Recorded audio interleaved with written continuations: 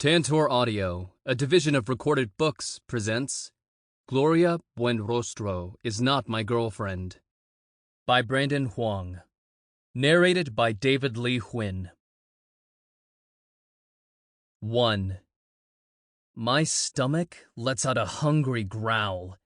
Or maybe it's my nerves. We've only been on the road for 30 minutes, and already I'm breaking Audrey's only rule. Don't make a sound. And here I am making the most monstrous noise a stomach can make. Audrey shoots me a look. You didn't eat before we left? I'm fine. She knows I didn't have any time to eat. My stomach betrays me with another moan. I'm hungry too, she says. I'll stop somewhere.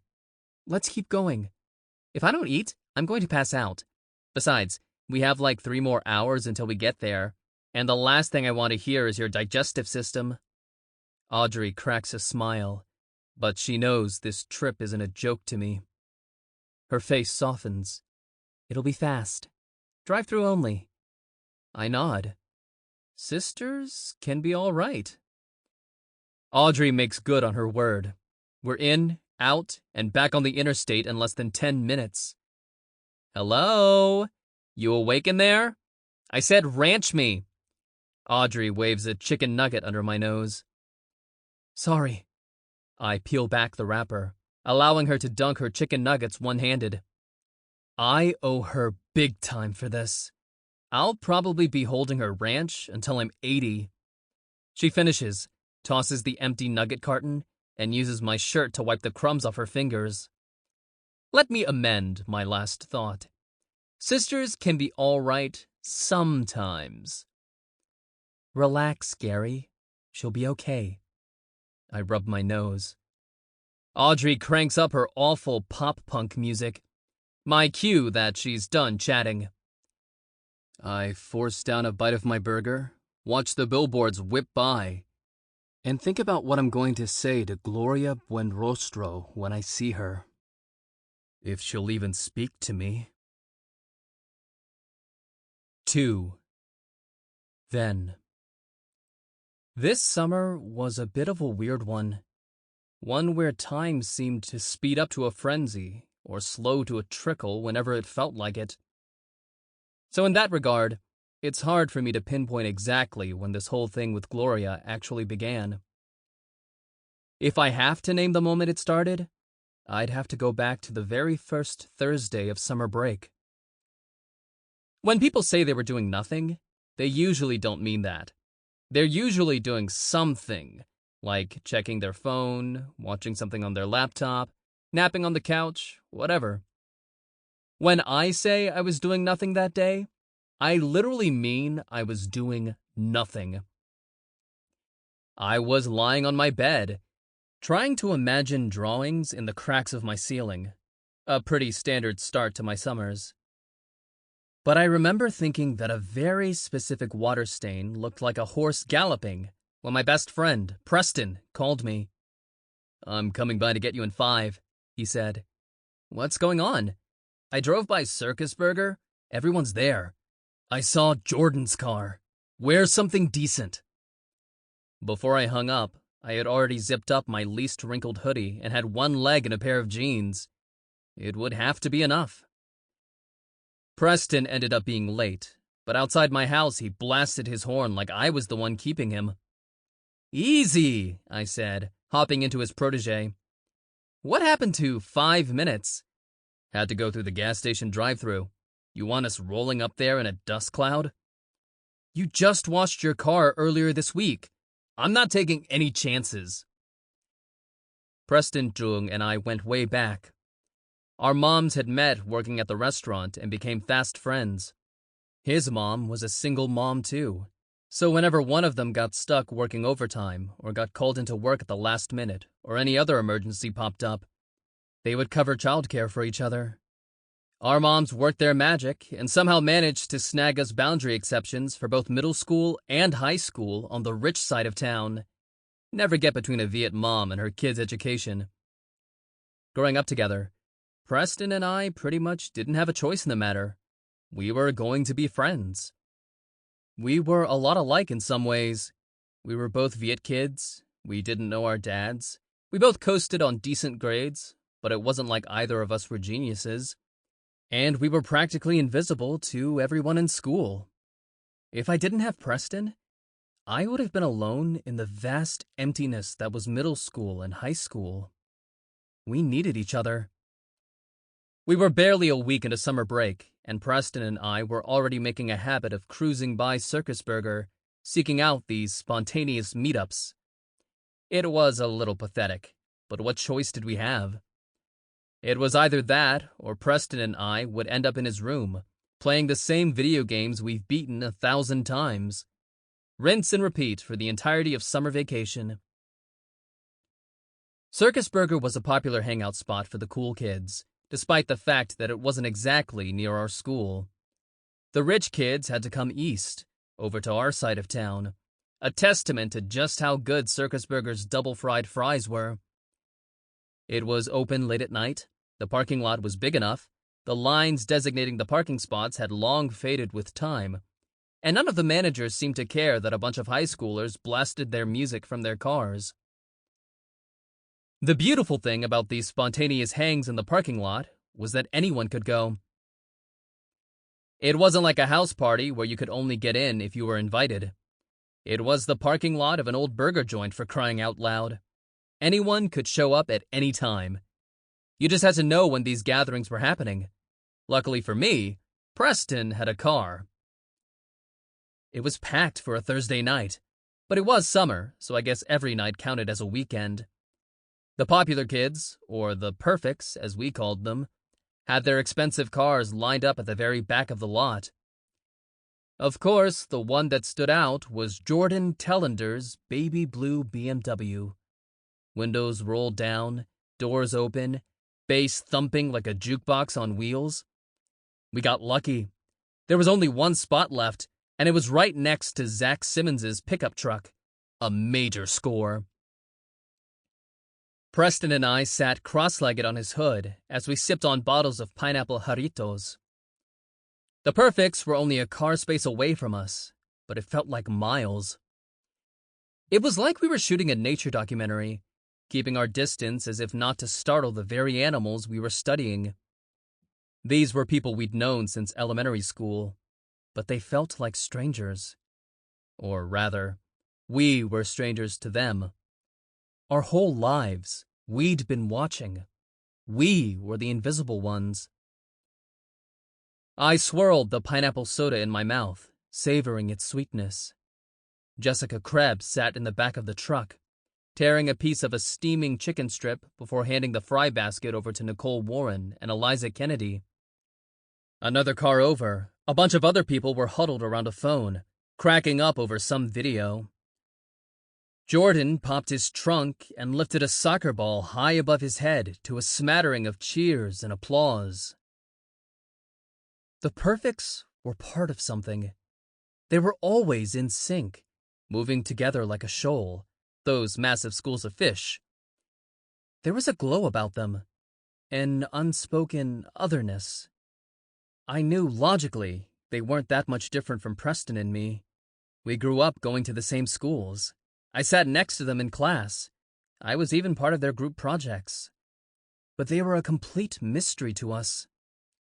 And they were always smiling, always laughing. What were they laughing about? I'd been asking myself that question for years. What do you think is so funny? It was more like a rhetorical question. It wasn't like Preston had any more insight on the situation than I did. Who knows? He shrugged. Maybe they're laughing at us. You think? Preston leaned back on his elbows. No, of course not. They aren't even thinking about us. Jordan stole the ball from Blake Haggart and changed course. I thought he might be walking straight toward us. I nudged Preston and we sat up a little straighter. But he went to the girls in the truck bed. Jordan juggled the soccer ball, keeping it in the air with precise, gentle taps of his shoes. Gloria coming around tonight? Eliza shook her head. Don't think so. What's her deal? She's missed the last few hangouts. I texted her. We all did. Eliza checked her phone. The other girls nodded. She didn't say anything back. "Maybe she's on a date," yelled Tyler Myers. That got a real laugh from everyone. Charlie Dreyer jumped on the hood of his Escalade. "Yo, if Gloria Buenrostro was on a date, then everyone here owes me $10. Jordan kept juggling. He was up to 32. "You only got until school starts until that bet is invalid, brother." "Maybe you wish it were you," Charlie smirked. Jordan grinned, but kept his juggling streak up. "Right. Like anyone here wouldn't give their left nut to be the first person to go on a date with Gloria Buenrostro." "Ew, you're so gross," said Eliza. "She's not on a date. She probably volunteered for the night shift at the animal shelter. Or she's off organizing a coat drive, or baking a cobbler, or she signed herself up for another half marathon," said Jessica Krebs. "You know how she is." Jordan's eyes stayed focused on the ball. "Too good for us?" "Too good for you, maybe." Eliza's joke got a good laugh from the others. I noticed that Jordan didn't join in. The music changed to some catchy bop. Jordan bounced the ball up before giving it a good kick, sending it back to his friends. "How about a dance for hurting my feelings?" He reached out his hand, which Eliza took even though she rolled her eyes. And wouldn't you believe it? They danced. If I tried to do that, I'd look like a complete clown. I'd be laughed out of the parking lot. How did Jordan make it look so easy? What was the secret to the perfects? How could he allow his mouth to form and say those words with so much confidence? Maybe that was the key. Maybe it was about not caring about the outcome, taking a giant leap of faith and hoping for the best. What are we doing here? We're going to be juniors next year, Preston. I rubbed the smooth bottom side of the bottle cap with my thumb. Tell me about it. I whipped the bottle cap into a dumpster. Do you know how many dances our school hosts a year? I'll tell you, 4. And we've missed every single one. And that's not even counting all the ones from middle school. Preston laid his head on my shoulder. Okay, I'll be your date. I shoved him off, fighting back a smile. I'm serious. Aren't you even a little curious what it's like? We should be doing stuff like that. I nodded to where Jordan was lip-syncing, bumping his hip into Eliza's, causing her to laugh even harder. We should be doing, I don't know, something, anything, whatever they're doing. I knew Preston wanted to be one of them. We both did. It wasn't like Preston could afford his protege or the meager upgrades he put into it. And he spent a year growing out his hair so he could transform it into a new undercut, heavy swoop. Preston was a peacock trying desperately to get attention. He snorted. If you want to go over there and make an ass out of yourself, I won't stop you. It was a challenge. The annoyance in his tone wasn't lost on me either. It was something that was becoming more frequent these days. I'd been getting this creeping feeling that Preston was getting sick of me, that I was bringing him down, holding him back. He was taking his frustration out on me. Not that I blamed him. Maybe two people weren't meant to be each other's only friends.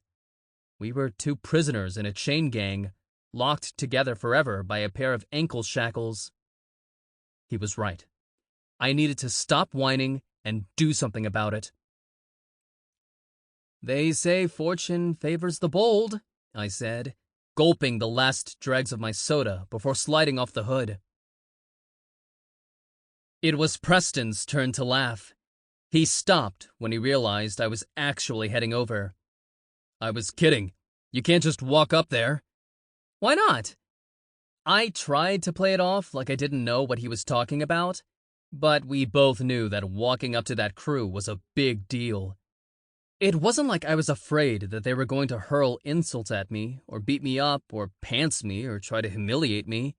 At least, not intentionally. They weren't the bullying type.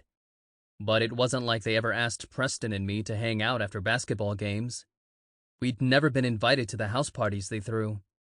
It was like we didn't even exist to them, which somehow made it worse.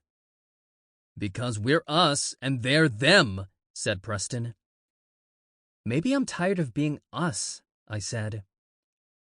If high school was a big game, Preston and I weren't even on the bench. We were in the bleachers, in the nosebleed section. "We only have 2 years left. We have to do something. Let's be part of something." "Drop the cool guy act, Gary. I know you're peeing yourself." It was true, but I wasn't going to admit that to Preston. Jordan's dance was interrupted when the soccer ball arced in his direction. He trapped it with his chest and shot it through the makeshift goal made of empty to-go cups. Then Jordan made a victory lap, high-fiving all the outstretched hands. They loved him. Everyone, the guys and the girls, all clung to his every word. If I was going to make a move, I had to wait until Jordan was isolated, away from the pack.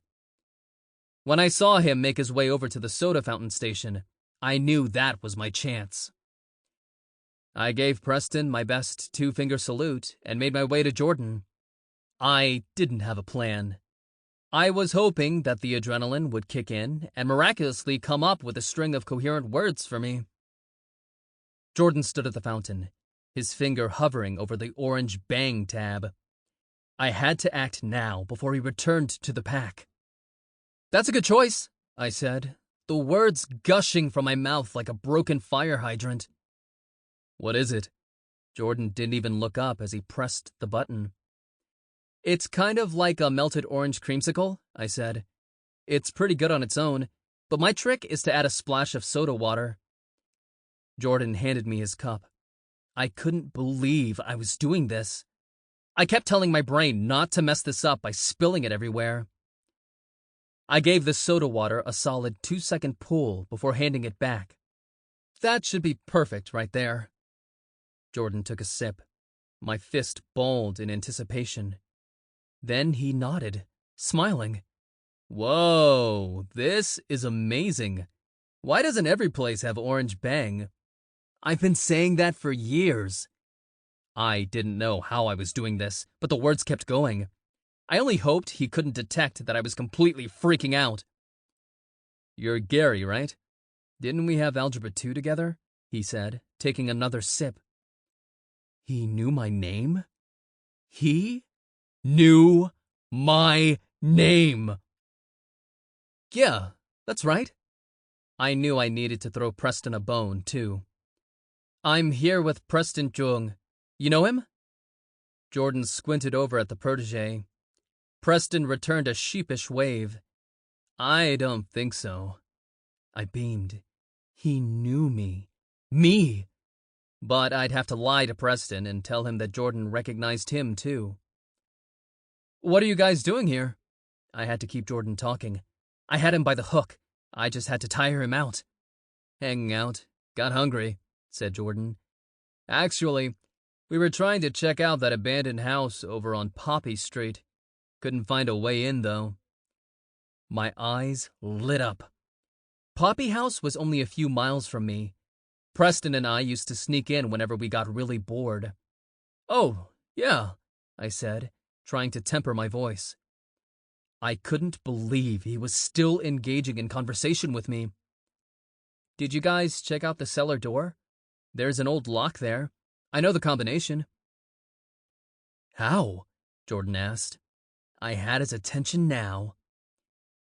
I couldn't exactly tell him that Preston and I had way too much time on our hands and had spent weeks killing time trying to crack out the combo. Figured it would be a lot cooler to remain mysterious.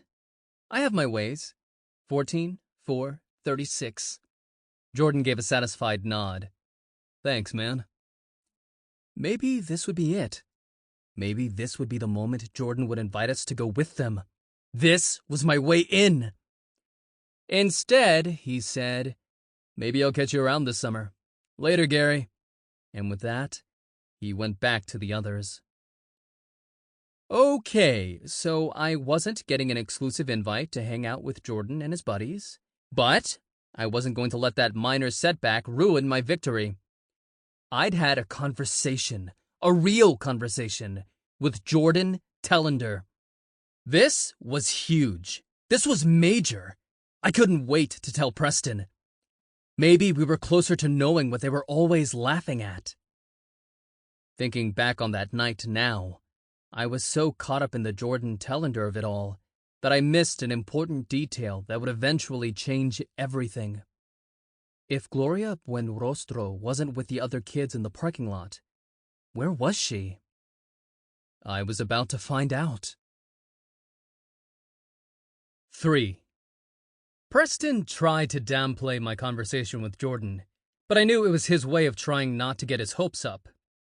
It didn't stop him from asking me a million questions on the ride back home. Wait, hold up, said Preston, pinching the bridge of his nose. You're telling me Jordan needed a way into Poppy House, and instead of offering to go with him, you just straight up gave him the lock combination? Dude, what's wrong with you? That's called leverage. I groaned.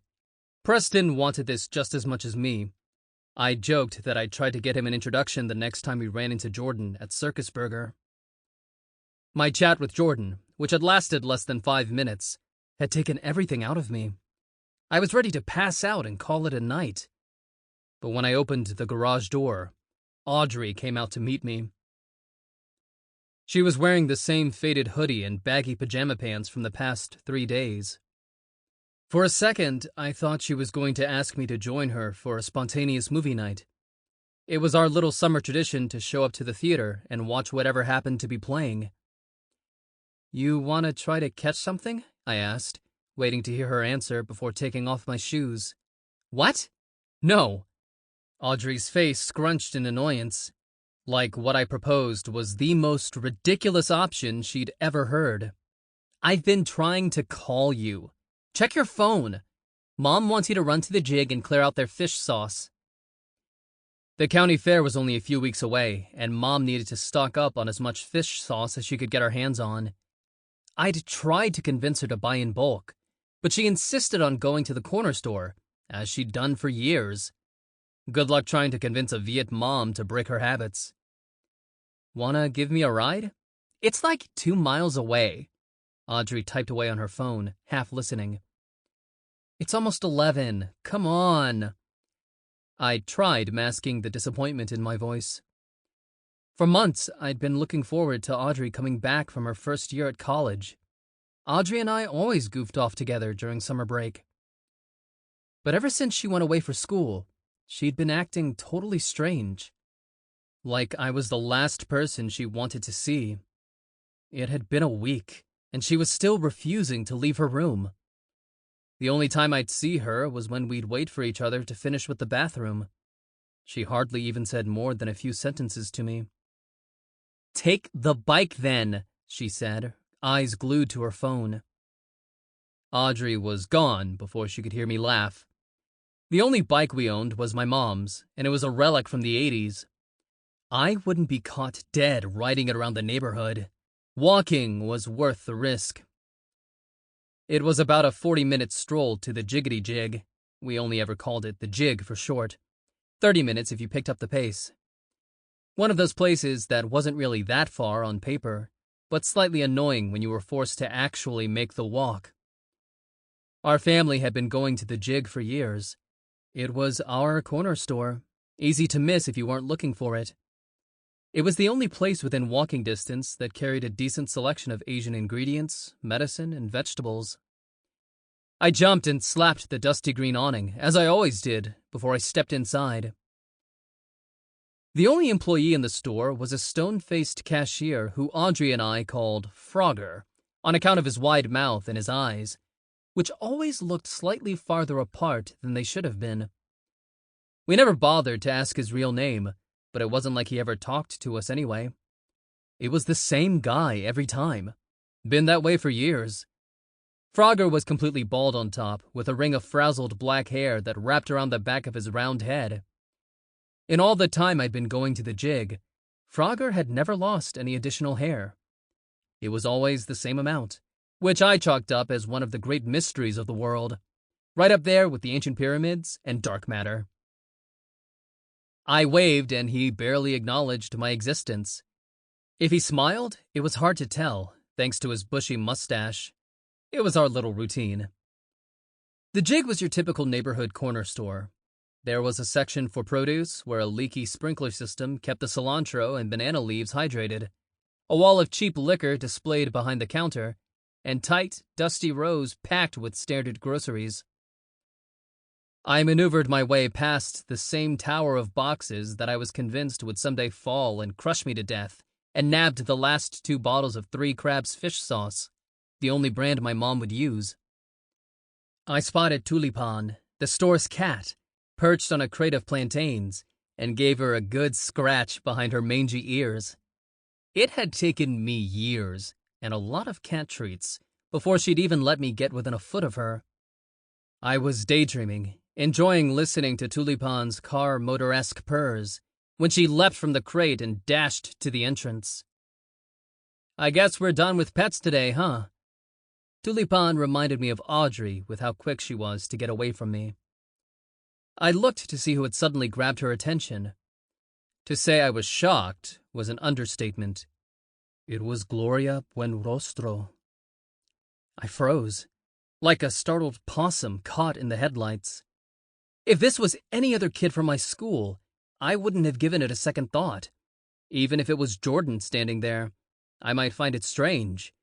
But seeing Gloria standing in my neighborhood corner store caused my body to lock up, my brain to short-circuit. The thing about Gloria was that she transcended popularity. She was somehow bigger than all that. Gloria Buenrostro was known to all, but it was hard to believe that anyone actually knew her. She was so talked about that she was somehow more than human. I'd known Gloria from way back when we were in first grade together. Ask anyone about her, and the first thing they would tell you was how beautiful she was. She'd inherited her mother's sad, dark green eyes, her father's deep-set dimple. The faint spattering of freckles across her nose looked like it was created by a delicate swipe of an artist's brush.